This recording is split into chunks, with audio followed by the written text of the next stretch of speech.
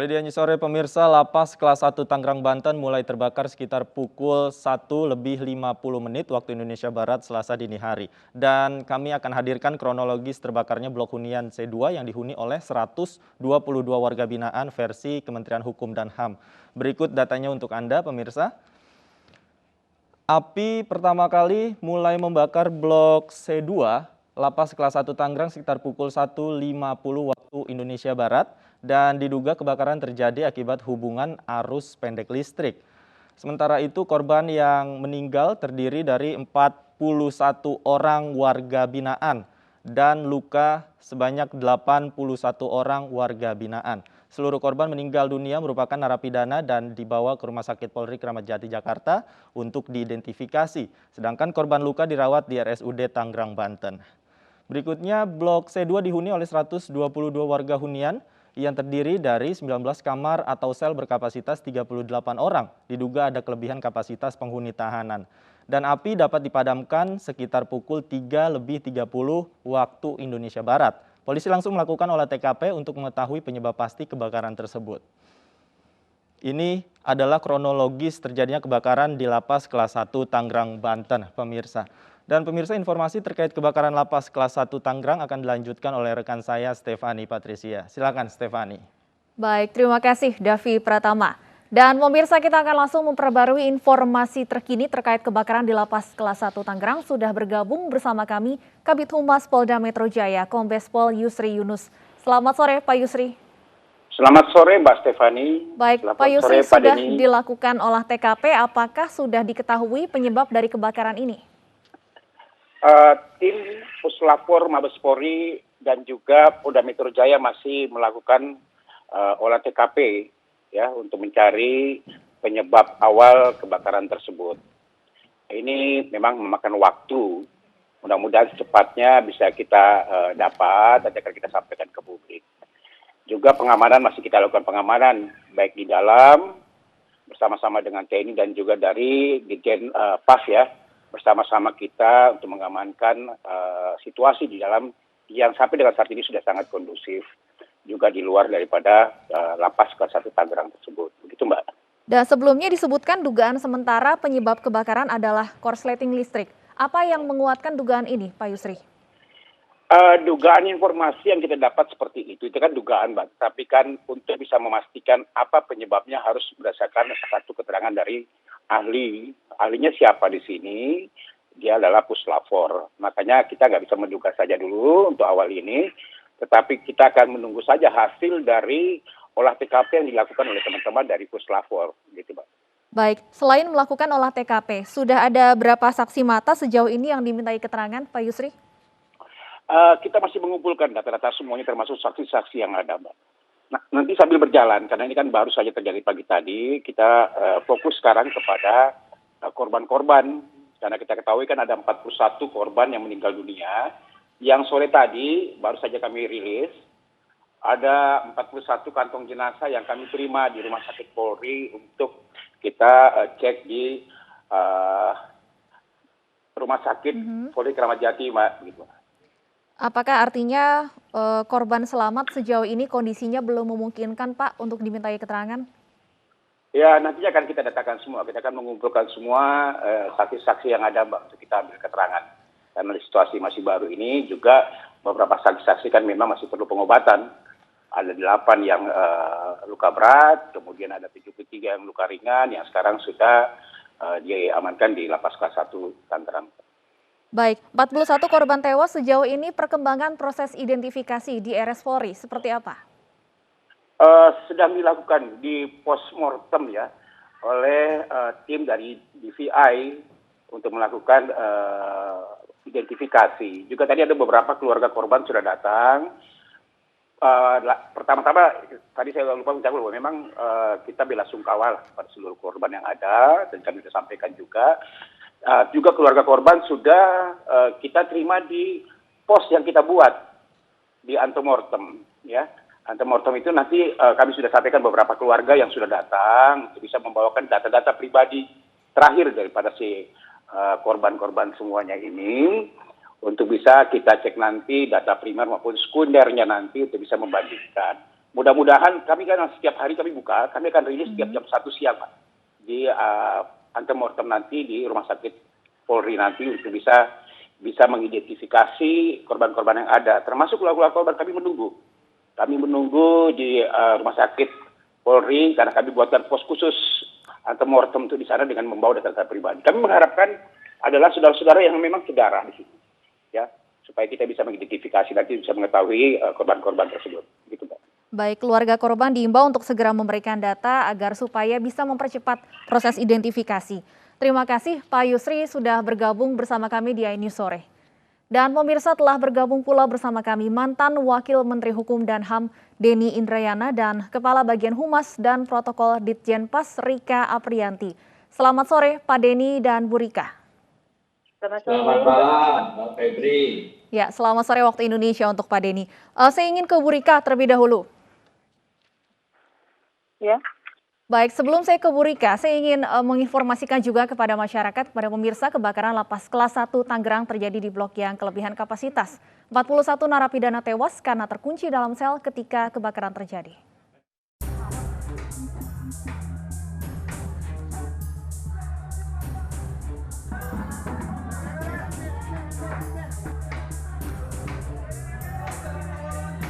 Api berkobar di Blok C2 Lapas Kelas 1 Tangerang, Banten sekitar pukul 2 dini hari.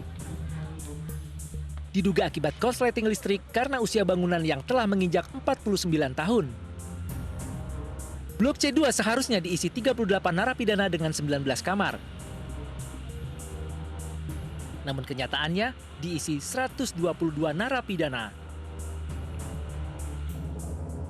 Banyak narapidana yang terkunci di dalam sel ketika kebakaran terjadi.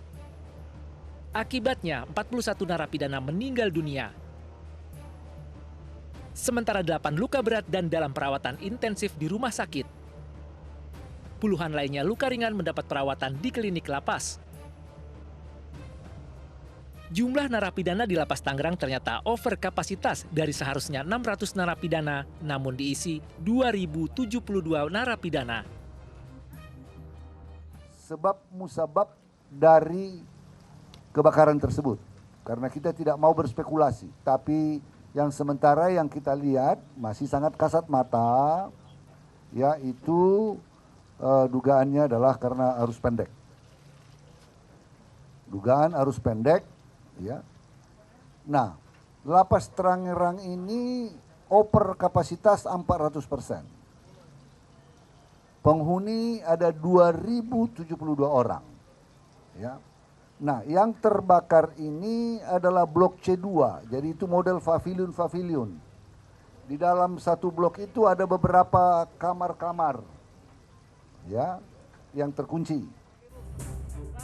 Menkumham memastikan kondisi lapas tetap aman usai kebakaran dan proses penyelidikan penyebab kebakaran akan berlangsung dengan cepat, tepat, dan profesional. Sedangkan untuk mempermudah akses informasi terkini bagi keluarga narapidana, Kemenkumham membuka call center di nomor 0813 8355 7758.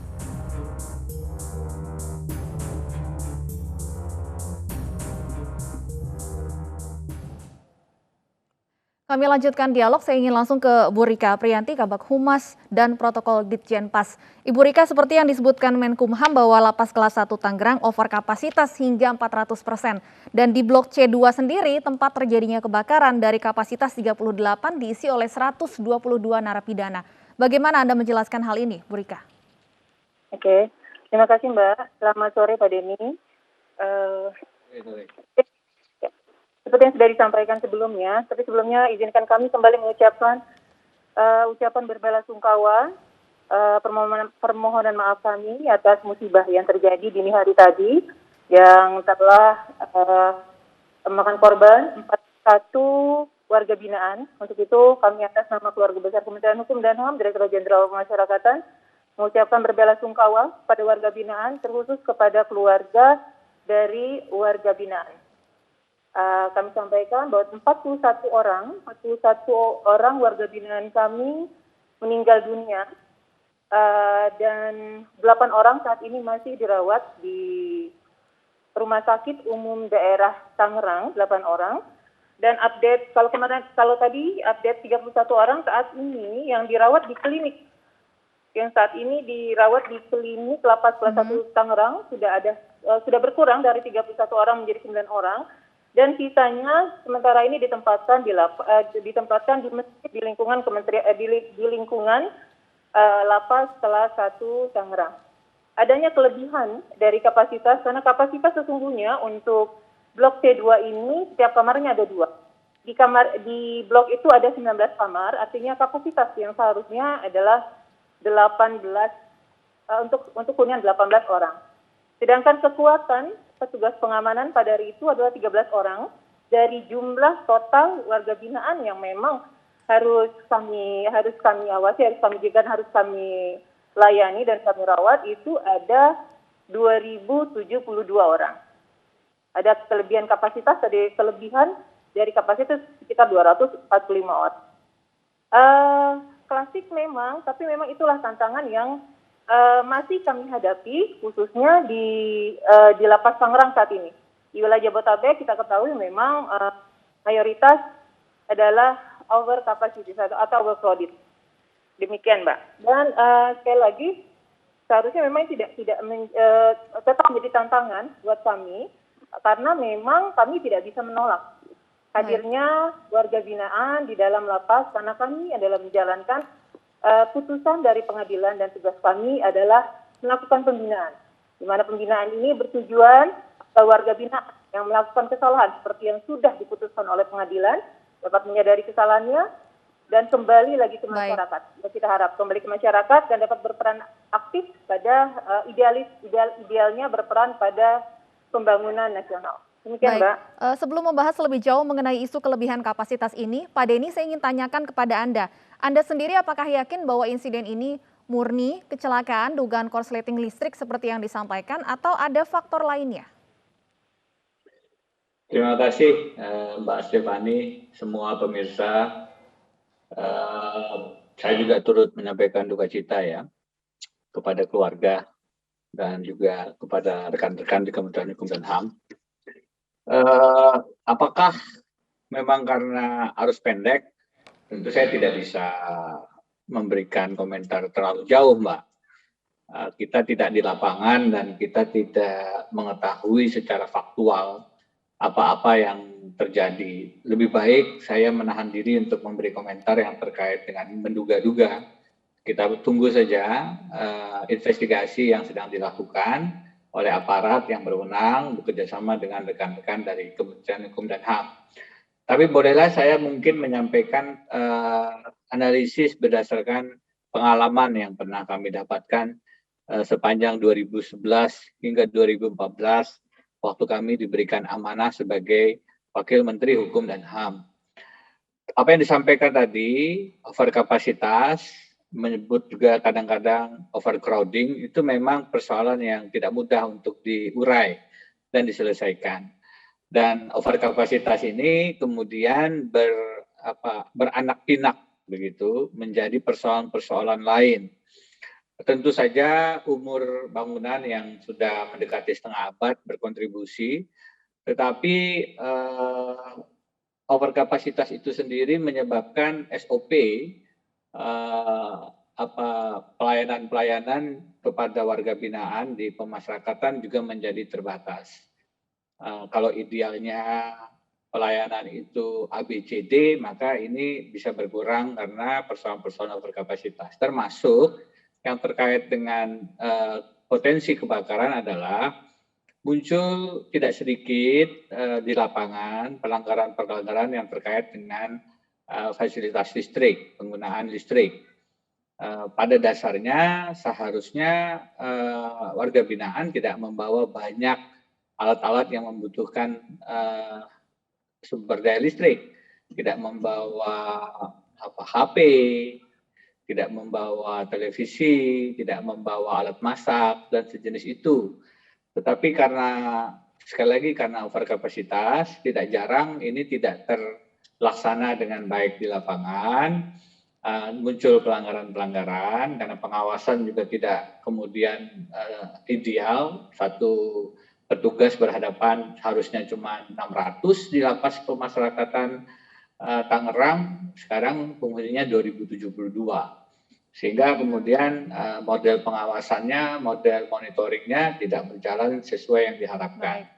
Itu berimplikasi banyak kalau kemudian harusnya di satu sel itu tidak ada banyak sekali kabel-kabel, tapi karena kemudian banyak HP yang perlu dicas, mungkin juga ada alat masak dan lain-lain, ini potensi terjadinya kebakaran karena kesalahan menggunakan fasilitas listrik itu menjadi tidak kecil.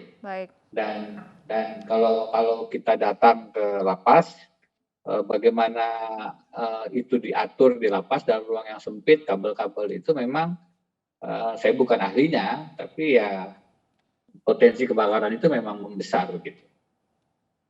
Baik, persoalan overkapasitas ini memang menimbulkan berbagai persoalan lainnya, salah satunya tadi berpotensi untuk menimbulkan kebakaran. Kami akan lanjutkan dialog ini masih bersama dengan Pak Denny dan Bu Rika usai jeda berikut. Pemirsa tetaplah bersama kami.